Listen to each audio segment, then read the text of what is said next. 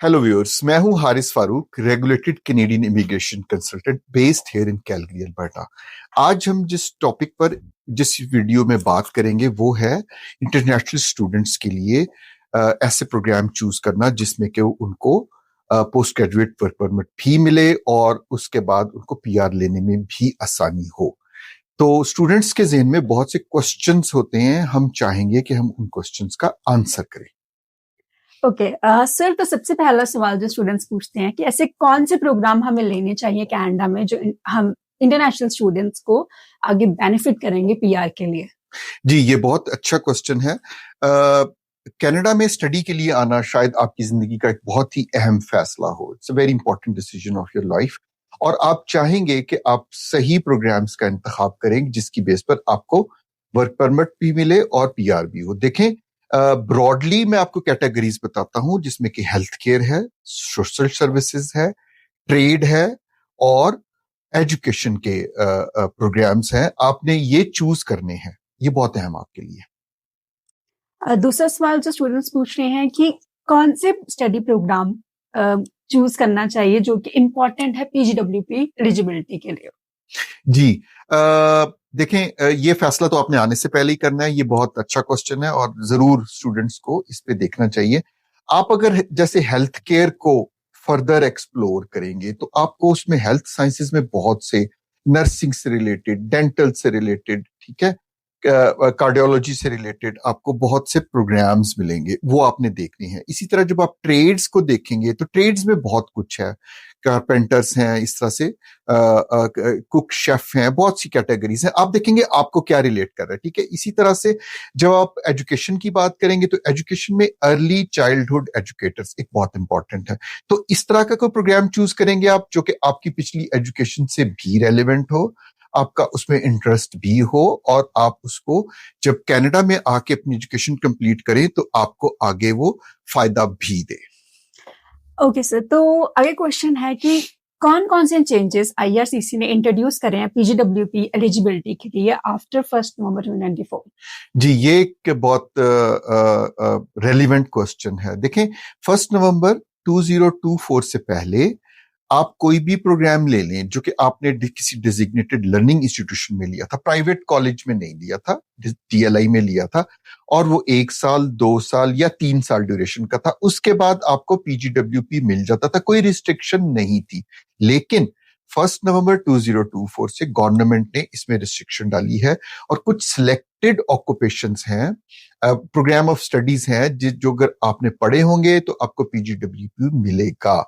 तो वो स्टूडेंट्स जिन्होंने अपना स्टडी परमिट 1 नवंबर 2024 या उसके बाद लिया है, उन पर ये रूल स्ट्रिक्टली एनफोर्स होगा, लागू होगा। और उसके लिए वही प्रोग्राम्स जिसका मैंने पहले जिक्र किया, जैसे हेल्थ केयर है, सोशल साइंसेस है, ट्रेड है और अर्ली चाइल्डहुड है, ये प्रोग्राम्स आपको चूज करने चाहिए।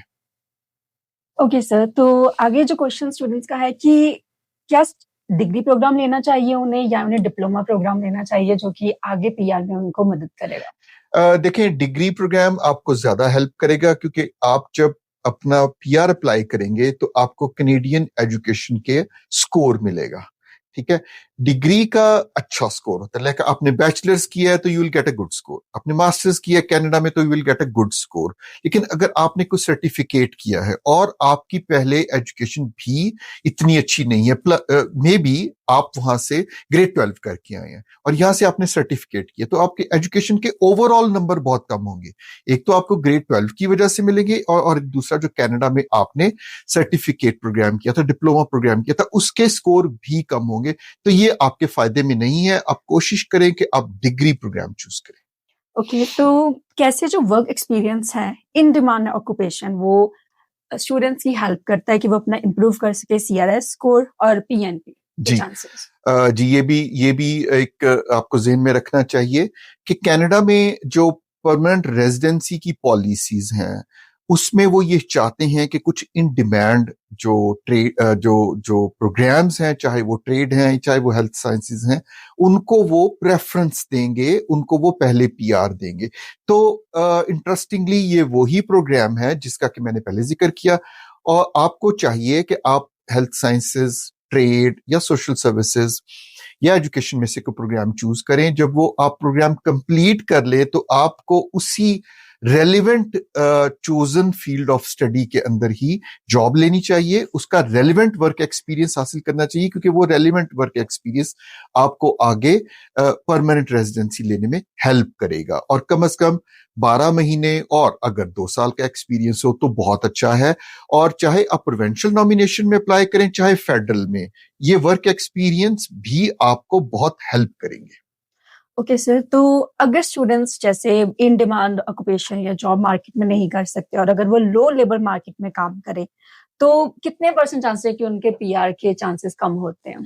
देखिए, उनके पीआर के चांसेस बहुत कम हो जाएंगे। उसकी रीजन ये है कि जब वो प्रायोरिटी फील्ड ऑफ स्टडी में उन्होंने यहाँ पे एजुकेशन पूरी नहीं की और फिर उन्होंने प्रायोरिटी फील्ड ऑफ एजुकेशन के जो वर्क एक्सपीरियंस था वो वर्क एक्सपीरियंस भी उनका नहीं है, तो ऑब्वियसली वो एक उस कंपटीशन में पीछे रह जाएंगे। जिन बच्चों का रेलेवेंट वर्क एक्सपीरियंस होगा और इन डिमांड एजुकेशन भी उन्होंने की होगी, उनको पीआर हो जाएगी और इस तरह से इन बच्चों का, इन स्टूडेंट्स का नुकसान होगा। ओके, सो सर कि कई बार हमने स्टूडेंट्स का देखा है कि वो इसमें रहते हैं कि अगर हम कम ट्यूशन फीस वाली कॉलेज में जाएंगे तो हमें बेनिफिट होगा, तो इसका क्या इम्पैक्ट पड़ सकता है उनके पीआर में आगे? जी, होता यह है कि जब आप स्टडी वीजा अप्लाई करने लगे होते हैं अपने होम कंट्री में, आपको चॉइसेस दी जाती हैं, तो उस वक्त आपको एक दफा बहुत अट्रैक्टिव लगता है कि चले हम सस्ते में पढ़ लेंगे।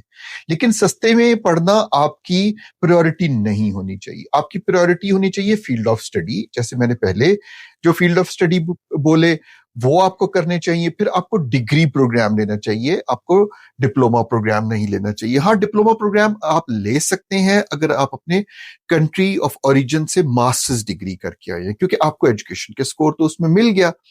और यहाँ पे अगर आपका स्कोर कम भी होगा तो शायद आपका काम चल जाए। लेकिन आपकी प्रायोरिटी कभी ये नहीं होनी चाहिए कि हम इसमें सस्ता प्रोग्राम चूज करें, क्योंकि सस्ता प्रोग्राम चूज करके आप यहाँ पे आएंगे, आप यहाँ पे प्रोग्राम नहीं चेंज कर सकेंगे, क्योंकि नए रूल्स बहुत स्ट्रिक्ट हैं, वो आपको प्रोग्राम या डीएलआई स्विच नहीं करने देते।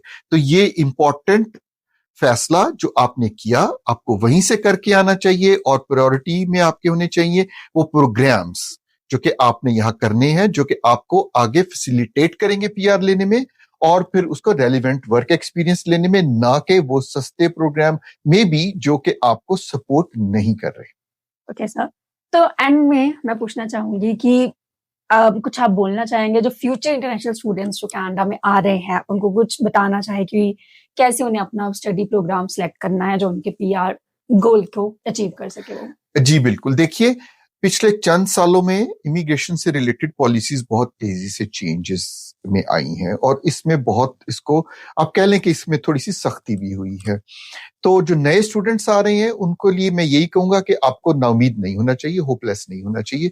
आपको इंफॉर्मेशन होनी चाहिए कि आपने कौन से प्रोग्राम चूज करने। जैसे कि मैंने बताया, आपको you have to play smartly. आपको चाहिए कि आप किसी रेगुलेटेड कैनेडियन इमिग्रेशन कंसल्टेंट को हायर करें जो कि आपको सलाह दें कि आप कौन से प्रोग्राम में हैं जिसकी अब भी डिमांड है और फ्यूचर में भी डिमांड रहनी है, और वो उन्हीं प्रोग्राम्स में आप आए। अपने प्रोग्राम्स को चेंज मत करें। आपकी प्रायोरिटी ये नहीं होनी चाहिए कि क्या सस्ता है क्या महंगा है। आपकी प्रायोरिटी ये होनी चाहिए कि मुझे किस प्रोग्राम पे पीआर मिल जाएगी। जब यहां पर आप आ जाएं तो आप उसमें मेहनत करें, आप उसमें अच्छा स्कोर लें ताकि आपको अपने रेलेवेंट फील्ड में जॉब मिले, और अपने रेलेवेंट फील्ड में एक्सपीरियंस लेने के बाद आप पीआर की तरफ जाएं। क्योंकि अगर आप इस सारे को फॉलो नहीं करेंगे तो आप कनाडा तो आ जाएंगे, एजुकेशन भी ले लेंगे, लेकिन बाद में आपको परमानेंट रेजिडेंसी में बहुत सी प्रॉब्लम्स आएंगी। तो हम ये नहीं चाहेंगे कि आप इतना पैसा, इतना वक्त लगाएं और उसके बाद आपको हासिल भी कुछ ना हो। Thank you sir. I think so ये वीडियो काफी यूजफुल होगी स्टूडेंट्स के लिए जो अपना फ्यूचर कनाडा में देख रहे हैं। Thank you. जी बिल्कुल, थैंक यू, थैंक यू।